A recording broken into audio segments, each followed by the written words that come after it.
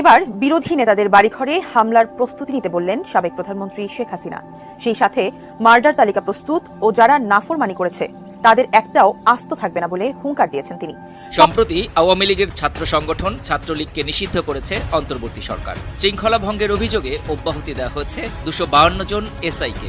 এছাড়া শেখ হাসিনার ঘনিষ্ঠ ব্যবসায়ীরা বাংলাদেশের ব্যাংকিং খাত থেকে $17 বিলিয়ন বা $1,700 কোটি সরিয়ে নিয়েছে এমন অভিযোগ করেছেন বাংলাদেশ ব্যাংকের গভর্নর আহসান এইদ মনসুর। এসব বিষয় নিয়ে সাংবাদিকদের প্রশ্নে মন্তব্য করেছেন মার্কিন পররাষ্ট্র মন্ত্রণালয়। শেখ হাসিনা এবার পাল্টা চাল চালতে চলেছেন।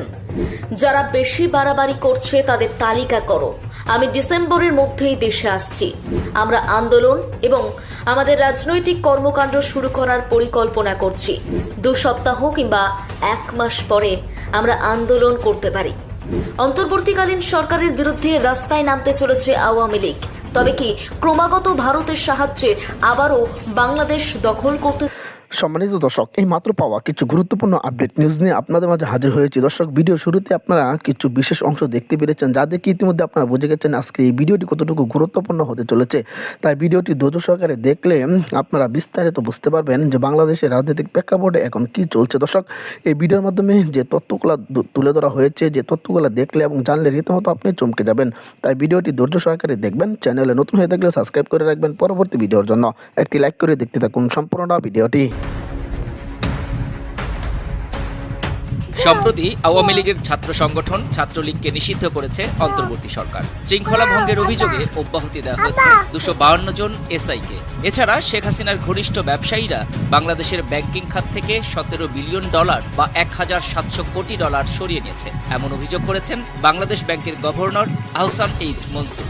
এসব বিষয় নিয়ে সাংবাদিকদের প্রশ্নে মন্তব্য করেছেন মার্কিন পররাষ্ট্র মন্ত্রণালয়।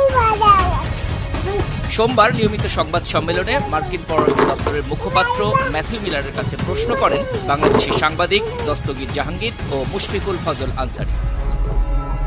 সাংবাদিক দস্তগীর জাহাঙ্গীর জানতে চান, বাংলাদেশে 252 জন পুলিশের সাব ইন্সপেক্টরকে চূড়ান্ত নিয়োগ থেকে বরখাস্ত করা হয়েছে। সমস্ত হিন্দু অফিসারকে বাদ দেয়া হয়েছে। বাংলাদেশের আইন প্রয়োগকারী সংস্থার নিয়োগ প্রক্রিয়ায় ধর্মীয় বৈষম্যের বিষয়ে স্টেট ডিপার্টমেন্টের প্রতিক্রিয়া কি? জবাবে ম্যাথিউ মিলার বলেন, আমি এই ধরনের কোনো রিপোর্ট দেখিনি, তবে স্পষ্টতই আমরা বিশ্বাস করি আমরা বাংলাদেশের বা বিশ্বের যে কোনো প্রক্রিয়ায় যে কোনো ধরনের ধর্মীয় বৈষম্যের বিরোধিতা করি। দস্তগীর আরও জানতে চান,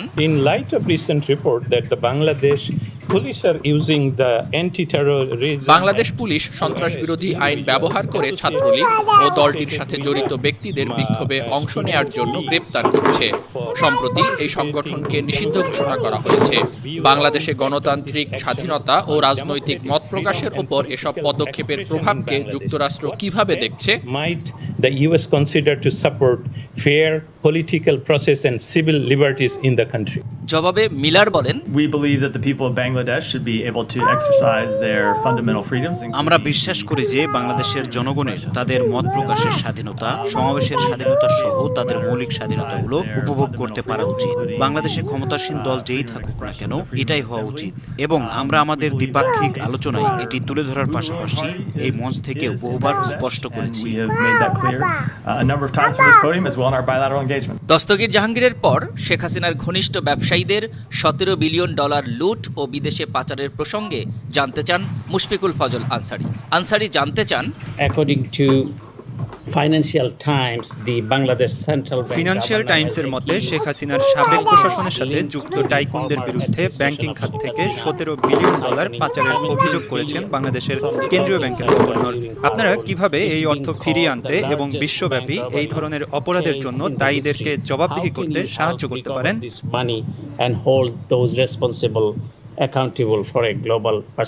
প্রশ্ন শেষে আনসারী বলেন, today is my last day in this briefing room as আজ এই ব্রিফিং রুমে আমার শেষ দিন।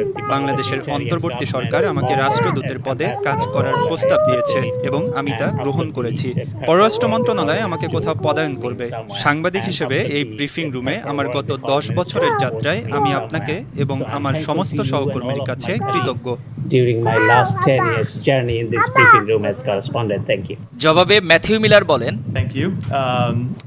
আপনাকে ধন্যবাদ। প্রশ্নটির বিষয়ে বলবো, আমি সেই প্রতিবেদনের বিষয়ে কথা বলতে পারি না যে এটির প্রভাব কি হতে পারে, তবে নতুন পদে নিয়োগের জন্য আপনাকে অভিনন্দন। But congratulations. শেখ হাসিনা আন্তর্জাতিক এবার ডেস্ক, পাল্টা বার্তা। চাল চালতে চলেছেন। যারা বেশি বাড়াবাড়ি করছে তাদের তালিকা করো। আমি ডিসেম্বরের মধ্যেই দেশে আসছি। আমরা আন্দোলন এবং আমাদের রাজনৈতিক কর্মকাণ্ড শুরু করার পরিকল্পনা করছি। 2 সপ্তাহ কিংবা 1 মাস পরে আমরা আন্দোলন করতে পারি। অন্তর্বর্তীকালীন সরকারের বিরুদ্ধে রাস্তায় নামতে চলেছে আওয়ামী লীগ। তবে কি ক্রমাগত ভারতের সাহায্যে আবারও বাংলাদেশ দখল করতে